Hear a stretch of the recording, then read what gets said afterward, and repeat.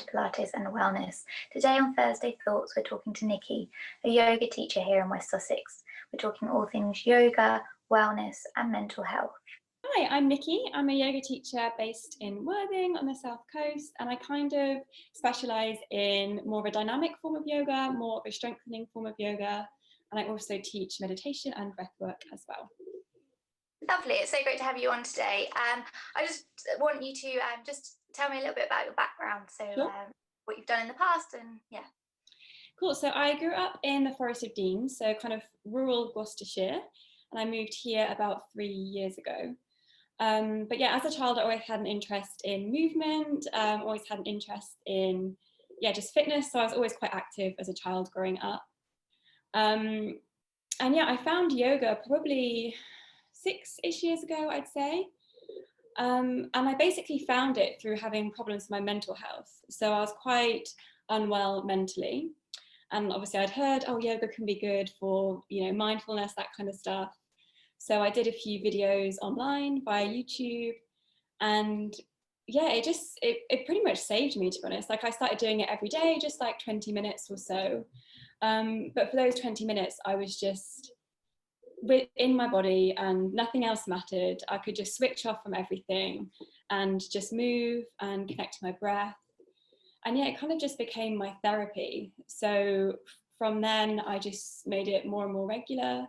And I got much better mentally and started going to in-person classes with a teacher back home who I'm still really close to. She was the one that kind of inspired me to want to become a teacher. So I practiced for a long, long time. And then, it's 2 years ago, I decided to do my teacher training. So I jetted off to India and went there for a month. Wow, what an amazing experience. It sounds cliche, but it was really life-changing. It was just, you're so immersed in the culture and, the philosophy behind yoga. I loved it. So I just came back and knew that I had to share it with as many people as I could. So that's what I've been doing. That's lovely. That's wonderful. Did you find, so when you were doing your daily practice, like through YouTube and stuff, did you, like a lot of yoga these days is very like strength building or flowing. Did you find that it was just the fact that it took your mind off stuff that you were constantly like having to deal with? Is that what helped you, or was it just that maybe you did more of a relaxing yoga? Or yeah, it definitely wasn't as strong a practice as I have now. It was much more gentle stretches, that kind of things. It was nothing too intense, but yeah, to me at that time, the kind of form of the practice didn't matter so much. It was just, more being in my body and just connecting to the breath as well became a really important thing for me. And I took that off my mat as well, which I still do now, just breathwork practice in general. Yeah. It just became a way to just switch off, really. Yeah, no, that's really, really good. So you said you became a yoga teacher about 2 years ago. Mm-hmm. How did you find setting up? Like, you moved here recently as well? Yes, so I'd only been living here a year when I decided to train, so I didn't really have that much of a network here. I went to a class, a regular class here as well with another amazing teacher who again had a big impact on me. So she was really inspiring and helpful when I wanted to do my own training. But yeah, it was hard, definitely getting first set up. And I mean, it still is now. I think, it's an ongoing journey. Yeah, definitely. But when like through the last year, like everyone's just completely had to change their pathway. Yeah. But when you have a passion for something, I think you just keep going, don't you? And, it's worth it. Yeah, definitely. You try and make it work. Yeah. So do you feel you can help? So through your sessions, who are you, or do you think yoga is for everybody, or are there certain types of people? Yeah, I definitely think yoga is for everyone. I mean, there's so many teachers out there, and this is a good thing. I think, we're all here for the same reason. We all want to share the amazing benefits of the practice, and it's just finding a teacher that best suits you and your needs. So if someone wants more of a relaxing practice, my classes probably aren't best for them. Mine are more strength-based, but obviously there is relaxation at the end. But there's teachers out there who do specialize in that. So it's amazing. It can be for everyone.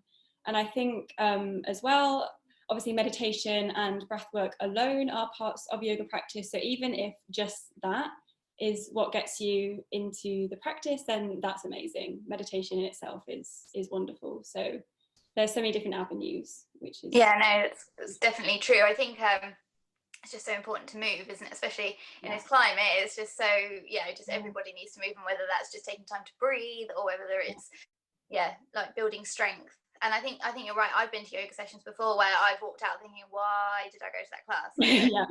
What am I doing? I've just spent 90 minutes laying flat on the floor, and I just don't really understand why I was there. And yet then I've gone to some classes where I've just moved and just felt so free. And I definitely think you need to take the time to find the teacher that's right for you. Exactly. Yeah, it does take time, but that's kind of the beauty of it, is like trying all these different classes. Like there are so many different types of yoga, and you know, I like to practice different kinds that I don't normally teach, just to broaden my horizons a bit. It's fun to see what else is there. Yeah, I think as well, it's so important, isn't it, as an instructor or as a teacher, that you find stuff for yourself and see what else is out there, so that you're always learning and seeing what works for you and what doesn't work for you, so that you can, you know, pass it on as well. 100%. So what do you tend to do for your own wellness and mental health these days? So obviously you started with everyday yoga. Do you still do that, or have you found something else that works for you? So I get asked the question a lot, do I practice yoga every day? And I always say yes, but that doesn't mean I do a physical practice every day. So this goes a little bit into the philosophy side of yoga, to the kind of roots behind the practice. But there are 8 limbs of yoga. And basically asana, yoga practice that we see here in the West, the physical form, is just one limb of those other 8. So it's really a way of life. It's a all-encompassing practice. So yes, I do practice it every day, but that doesn't mean that I necessarily do an asana practice every day. So whether that's breathwork, meditation, or simply just observing and practicing the kind of more, what's the word I'm looking for? The philosophy behind the practice. So the teaching principles, things like compassion, kindness, self-awareness, non-judgment, all these kind of things are also practicing yoga to me. So yes, I do practice every day, and that's important. But I also, outside of that, go for walks outside. I think getting out in nature, especially now, is so important, and that has pretty much saved me this lockdown. It's just kind of going for walks, especially us living here by the sea. So just breathing in the fresh air, and when you're outside, really having that awareness of feeling what's around you. So hearing the sea, smelling the salt water, and just being out in nature has been really, really important to me as well. I think it is just so important. Like, I feel so bad, like if I get through like 3/4 of a day and I haven't been outside, like I think I need to go out, even if it's just around the block or for 5 minutes. You just need that fresh air, and you always feel so much better afterwards, don't you? Definitely. Even if it's raining, you think, come on, I have to go. Motivation can be hard sometimes, but it's always worth it. So I'm just wondering, if you had one wellness tip that you wanted to pass on to people, what would it be? I think it would be to observe your breathing. So I'm, as you can probably already tell, I'm pretty obsessed with the breath. I talk about it all the time. I am too. I'm a Pilates instructor, and everything is about breathing. But it's just so important, isn't it? And I just think it's a part of us that we're so disconnected to so often, that by finding that connection, I just think it's really powerful. So my tip would be just to start by observing the breath. So maybe just taking a few moments to close off the eyes and just notice where you're feeling the breath in the body, noticing how it feels, if it's shallow, if it's fast, all of these kind of things.